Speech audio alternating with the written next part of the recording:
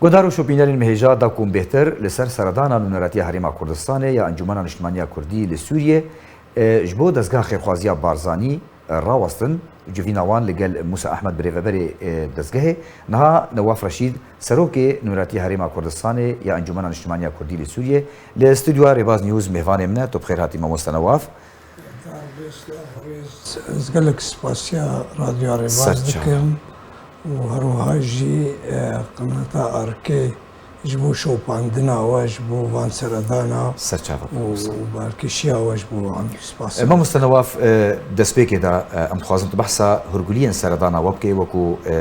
نونراتی هریما کردستان یا انا کسی جبو دزگاه خیرخوازی بارزانی و راوستاندنا وال سر ایشو پرسگریکن پنابرین روجاوای کردستان هریما کردستانی اگر تبحثا هرگولین سردانی بکی ممسا سپاس والله اما اشخوا تا براپورا خدانی زمان يعني دمك باش ام سردانا زياتري كامباكر ما شش كامب سردانا وان كر ام قال خلقي خوا وانجواني خوجهي وننرين بارتيان وخلقين هنكي بالا خودك شين نشبوفان ايش وازاري خلقي ما دكامبادا امبار ونشتن ومهنكي بيدفيه وانجي وخستكي وانجي وتشتيجو تبيني واني نقول هاي ما ورقرتن ما ايجو اما نشوفو سردانا وان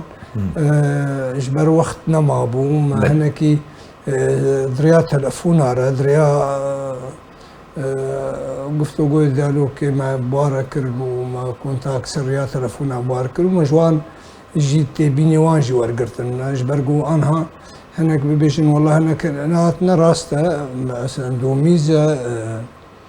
فايده قويلانا من كاريبو امهرن حرسي كامبا وقتنا ما بو امي دي ساني نزيكا مسردانا وانجي بكن بس مكاري بوشتي خستكي وان ورقرن باش اگر ما اگر بحثا ايشو ازارين پنابرين هريما كردستان الكامبا بكن يعني ايشو ازارين وا جلكن هيفين وان جلكن هندك ريكار هنا جهد الجرانين البا پنابران هريما كردستاني اگر بحثا وان خالام بكن وچه لجل ريفبريا دسكار خيرخوازي بارزاني جل مش خوا تشتي جو هي اي پنابر ام حموج زانن شو قاسيته وقت بيجيش راحتيه بدي ده هر دميني بريوي شعبيوي الجيوي والفقري والدرا ودميني هر وقت يجي دميني كم يعني افجي تشتكي حقك يعني ما فكي فرميه ايه حركه سيجو تمو دايم شعبيوي المالاوي بالجندوي بيجيتي ده مزن بويا بس دميني تشتكو تخوازن هناكي سرقو تخسيريه إلا تبكي كي ماسي تشدمن ما وقت من قوت ما ليستاك بيدفيا وخستكا وتيبيني خلقي خوار قرتن او انا ما حموكرنا ليستاك ام لقال جنابي كاك موسى رونشتن ولقال ويجي مديري اوفيساوي بو ما او نفيسي داني ده هناكي الوان ناري وك باش ويجي ما باش تشتن هابون هناكي بالكيش بون مزداني بو بريا نفيساندني بلكي حقي خونستني يعني كي هناك شروفا جردي بو تشتن واجي ما بهبره شروفا كرن وسوز داما قلت ازي السروان بسكنم تشتن هنا بلكي نعايدة من نبر برسياريا ما يبر برسياريا طرفك دي لا كي جالية حكومتي اگر آلية اسايش به اگر آلية وزارتنا خوبه ازي وان جواره هل بجيرم ويش مرة ريكي بس هنا تشتن هبون هنا كي بالكيش بون ما بحث كر وكا مثلا سرا درباس كرنا كامبا وقاعده باشا ما مستعمج برسكريكي بنابرا يعني امجي مشوبان يا برينها قاليكي هم دزانن امجي الكامبا دجين ازي ج برسكريكا كرينو فروشنا قاعده دسبيكم اما برسكريكا لقلك كامبين هريما كردستاني اف برسكريك شو هاتيا قلتوا ما كرينو فروتن ما باش بهفره وهر يكيش ماجي نرينا كوي هي وجهة نظر كوي هي براستي استا مثلا وك هلوستا كاك موسى انه هاجر الدنيا يقشي ده بنابرك هبي ما في ويا فروشتني بكي افيك دوام تشت قوتن هناك جار ناجي باش قوش روفت بمرود جي يعني وك نمونه قوت انها ازيك هي قاعده خد فروشي دوكا سند خوازن يك هي بريوي هي بس نقل كي بيدفيوي بفي قاعده هي بس بريوي انا اي دي بريوي تننا وبيدفيوي بهنا ومنضالي برن وزاروي برن وفقيره وجاره يعني كي جا حقتره شخوا تشتكي قال لك نورمال دفيت بيجي ونابج غيري ولو يعني افيك دوام تشت ما باش نقاش كرقوت قوانين وانظمه در ذكرت بحسبيني تشقاس الباشي ونباشياوي الجوري خلكي بر سودي جد بيني فايدة جد بيني و دي براستي او نقطة قال لك مهم بو اجبر فكرينو فروشتني قلت بري هاجر خلقيت فروشت دبون امكارن هناك السر بسكن تشتن اوارتا بيدرخين قال لك ايجو بري في فروشت بيوكل بي امكارن سر بسكن بس بشرط دبن شروطي قو نبراني بن نزي دبن هناك چندك هبن في وارده امكارن سر بسكن بس تكسكر وقراره وكبرياره يو انجي قبولناكي واساي دنيايه تجي قبول نابي قويك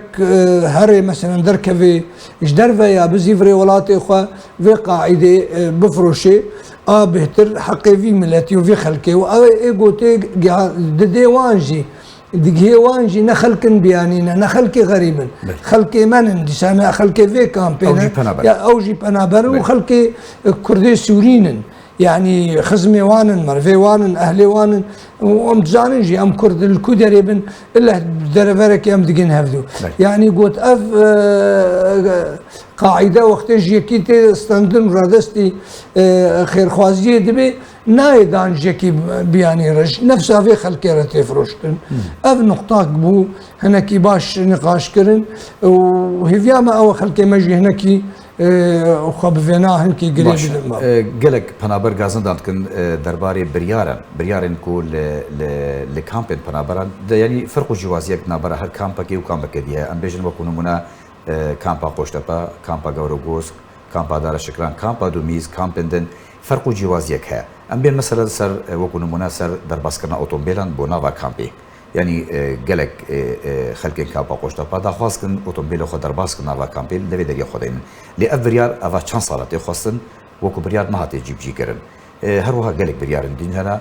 درباسكرنا چونو هاتنا خلقي بونافا كامبي مهفانان دانا اقامه يعني حتى كو مهفانك درباس بي يعني برسغريكن وها هنا يعني فرق جوازيك نابرا هر كامبو كامبا قدي افجي يكش برسغريكن كود كامبان دحيا انا شخوا ما بقشتي دانستاندن سركر وقفتو قول سركر هاتيني في ساندن اويجي تكسكر برز موسى قلت نابي جوازي هبد نابرا بريار هذا جار ناجي بريارن تين جوازيك شي دبي تي غريدان بوك كسايتي وقت بوي شخصي جو ريفابريت كده ورده اگر اساي شي الور بيفاتي غريدان اف النقطه يا ما وك نمونجي قلت ما قلت مثلا قوشت بخلكي ما بري عيدي هاتن اجبو سردان اوان وخلكي وان وهرن سردان اوان درفت ندان اوان سرقوا الاليه دي درفت هناك الكامبي دي هبو قلنا فيا سرقوا شارع سركرن يعني دو دمدا هنكي ما ويو شاخيجي ما تواصل بجنابي ريفابرك جعلي خير خوازا برزاني قلت ازي شارع سر بكم دفي دمدا بس براستي بريارك قشتي دفي او بريارك قشتي جي سوز داما قلت امي لسر بسكنن ودفي بيك برياري دركبي و برجوانديه برانيا خلقي ما تذهبي امي وي بكن ببريارك قشتي او وي وقتها هاني جاري ام ببيجن والله يك تخوازي مثلا تشتكي بخوازيك برجوندي وتهدانا كسايتيا يان بيدفي بيكتن ممكن ذوي بريارا قشتيدا بجيب جينبي بس سوز دا دانوستان دنيا دا قلت نابي دو بريار هبن كامبيغو بن دستي ما وك خير خوازي برزاني وكو كامبا قشتبا ما بس من فيدي درباس كرنا اوتومبيلا نافا كامبي درباس هاتي كنك شكرن يانا درباس كرنا اوتومبيلا جي ما گنگ شكرو درباس كرنا سردانا جي وبرنجي جو خلقي درباس دكنجي ما قوت افايا امي رونن امي بيك بريالي دركم برجي وازيك هي الدفرك دي اوتومبيل جي درباس دبن وخلق دشن سردان يجي الحرجي كي جوازي هي وبيك بريار دركفي او بريارها قوت امي لقال ريفابرا رونن امي وجي اگه دار بكن وباش ويناوي برسفي بدنا باش ما مست يكش برسكريكن بنابران جي دانا اقامه بو زاروكان يعني قالك جي اقامه نادروان بجن في هويه سوري بو ارحبن افا شان سالن خلق الفيدي نفشك هي الفرمازن بو هويه سوري يعني كسنا ما دكاري هري ويدري هويه واي سوري تنلا اف برسكريك وي تشاوا ورس جارا سركن اگر هوي نبي وي تشاوا اقامه نعايدي خير خوازه برزانيه اقامه عايدي اسايشه افايا ما باش قوام جوي موضوعي خلاص ببن قالك خالي دجي وك خالي اقامات هنن مثلا دهن تشتندن دعوة بالجو ووثيقي كافن دكن الخلقي وخلقنا ما كاري هري وهناك جوان دي بيجي كافن بونا تشتي نافذستي وذا ونكارن هرن افانا حموجي وامي بيشروجه ذا ايجو عايدي وانا هجر اسعيش به حتى اني هجر وزارتنا فوجي جو بيدفيها بي ممكن موان ببينن ام كاربن تشتن هنا عايدي وانا ام بوارا گفتگو باش ما مست برسك دي هي گلكي گرنگا زرار گشتيا گرتا خودني يعني بيجن لناف كامبين رجاوا بنابرا رجاوا كردستان اوجي موچين ما مستيانا تبيرا ما قالك شي بحثي كده بارينها قالك هاتيا شوباندن يعني ايشك گشتي الكامبين بنابرن رجاوا كردستان في الحريم الكردستاني يعني تريكو ما مستا بريكي قالك كم ورد گرن يعني 250,000 300,000 300 دولار يعني هري قالك مثلا بيجن لأف موچجي يان قالك تي باش خاصن تاخير بيانجي حطانها ان هي كيفن ايصالك درباس وهي ورد نقرنا أبيك بوس دم جو قالك ما مستي ميجي براسي جفر دركتنا بري خدانا أوروبا جي كسن خدي كفاءات بون خدي أزمون بون لي مخابن دش كاري خو قراج برجو جانا نكاري من دبارة جانا خبك نها دوي سرطانا ودا دانا موچين ما مستين رجاوي كردستاني هاتيا گنگ شکرن چه برسف هاتيا داين فيدر أبيا ما بريان هاجي گنگ شكر وما عم بجنابي وزير رجي رولشتن بريدمكي وهناكي صاروا موضوع موچي ما مستا نا حمو عايدي اخر خوازا برزانيه قالك جيب وزارة پرورده وگریدایه السربو هناكي على اساس شهر سربو انها بشتي افدما كورونا ومدرسه وتعطيل بون هناكي بوجي اشكاليه او جيك شخالي قوما نافوي الاستداء وما باش نمونجي دانينا وهجمارة ما مستامة دانيا وهجمارة قطاب خانق و خلقي مي سوري وزاروكي مي سوري تيدا دخوينن وتيدا بجيد بن حمو مدانينا او انا امي بنرن كا الجور عايدياوي امي بشوبينن وام بردوام تشوبان يعني وكو دزگاه خوازيا برزاني قوتي او بشوبيني فيديوسي او قوت امي بشوبينن الجوري عايدياما تشتي عايديما قوت كارين خوا يعني وكو دزگاه وقوت جي برز كاك موسى قوت امز امادما جي اردمي ويرمتي جي بكم تشتينا عايديما جيبي ام يار متي بكم ورا ريكاربن جبو جارسيا تشتينا عايديما بي هجر اسعيش بن هجر دفرن دبجي تشتي دستي ما بقيدا ام امدانا قو ريكاربن باشا خالك دي هيا لكامبين مي بنابران قالك خلق هيا جي ريكارين مروفي ببار بوا يعني سيستما كو هاتي دا باشكرن لسر بنابران يعني كسن هنا دبيجن يعني بشكي باش هيا دبيجي نوكهني هيا دا باشكرنا يدا يعني خلقن هنا پێویستیە وانە گەلێکی ئالیکاری مرۆڤی هەیە بڤ ئالیکاری هەیە لێ بێپار بوونە گەلو ئەفرژی بەرسەوا دەستگا دامە گوت شخوا ئەڤیا دڕیای و ئەن ڕێدا بەش بوو براستی عدالت تەوزیعی گازن گەلێکژی هەنا گازنجی گەلێک هەبوو گۆ ئانها ئەم سەریا چارەسەریێنە بیۆ ئەنرە وان ڕێخستنێ بەرپرسیارە مە هەنێکی چاراک ژێر دیت چاراکولۆ مەسەرەن هەنێک ژێ هەنە پەرە پەرێ نەقدی دەدەن سەرێ کەسە شخصێ 24,000 دەدنێدە هەنێک ژێ بەشێکی دی هەیە سەر لێ غیزایی تێن گوت ئەم ئانا لەسەریا ئەم کاربن هەنێکی تەنسیقەکی بکەن ئێگۆ پەرا وەردەگری سەڵێ نەوەرگری حتانی گۆ ئەم کاربن چارەسەری بکە ئەم سەر ڕێیاوێنە گۆ ئەم کاربن چارەسەر بکەن چقاسژمە بێ ئەمێ چارەسەر بکەن بۆجی هەنێکی ئیمکانیات و لەوازی و قەلسبوونا ئەمکانیاتە هەی بەس ئەمێ هەولدانێ بدن گوام هەنێکی عدالەتی تێخن تەوزیعیدا و گوام سەر ڕیاوێنە و بەلکی خەڵکێمەی کامپێ دزانن گۆ هەنێکی باشترە دەمابەرێ دەماچووی ئانها هەنێکی چارەسەریک تێدەبووە ینی نەل گۆری خۆستەکێ بەس تشتن تێدەبوون باشە بەرین هاژی مەمەستنەوە ئەفرزگرێک گەلێکی ینی بەساوە هاتیەکردن گازن گەلێک ژەری پەنابەرانە هاتنەکردن ینی پرانیا پەنابەران بهێڤینەک و دەمەکدا کووردا هێڤێن وا جیبجێ بن تو وەک نەواف ڕەشید سەرۆکی نوێنەتی هەرێما کوردستانê ya ئەنە کەسێ چ دixwazî ji penaberan re diyarê bazin rûzre bêjî ئێمە ئەس بەرێژی گوتیە ئەسۆزێ دەدەم ئەس هەموو وەختی خۆشی بدەم خەڵکێمە بەس ئەس نەجێ بریارێمە ئەس نەجێ قەرارێمە ئەس کارم ببێژم خەلەکە بۆ ئەسکارم بەرپرسیار و خەلکی مەی هەرێما کوردستانی هەگەر حکوومەت بێ و هەگەر ئەسایش بێ و هەگەر خێرخوازا بەرزانی بە ئەس ئەو خەلەکە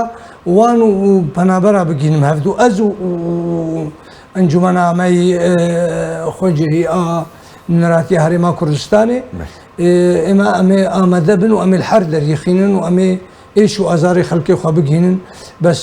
ئەم نکارن تە سۆزێ بدەن ئەزێ هەر چشتی بجی بکەم چشتی گۆری ئیمکانیاتە و نەرینێمەدە و دیتنامەدە و خەڵکێمەژی دزانن وەضعی پەنابەرێمە لە هەرێما کوردستانی ئێ هەری باشە گوتو بێ مقارنە بکە دەڤەرێن ددە لەسەر وێژی ئیمکانیاتی حکوومەتە هەرێمێژی ئەم باش ناس دکن و نەمازەژی پاش ئەڤ گریزا ئابووری هاتی و ئەف دۆر پێچکردنا حکوومەتە ناڤەندی و گەلک مەسائل هەنن هەنێکی دهێلێ بکێ شتێک و ئیمکانیات هەبن نەرینامەدە دیتنامەدە بسنگە کفەرە گوهدارین مە دکن بەرپرسێ هەرێما کوردستانی هەموو ئالیادە و بسنگە کفەرە و سەر سەکنن و ئامادەبوون هەیەش بۆ چارەسەریە گۆر ئیمکانیاتی هەبن گەلێک سپاس نەواف ڕەشید سەرۆکی نوێنەراتی هەرێما کوردستانی یا ئەنجومەنە نیشتیمانیا کوردی لە سووریێ لەسەر شۆپاندنا ڕەوشا پەنابەر ڕۆژاوای کوردستانی هەروەها گوت میێوانی ڕێباز نیوز بووی گەلێک سپاس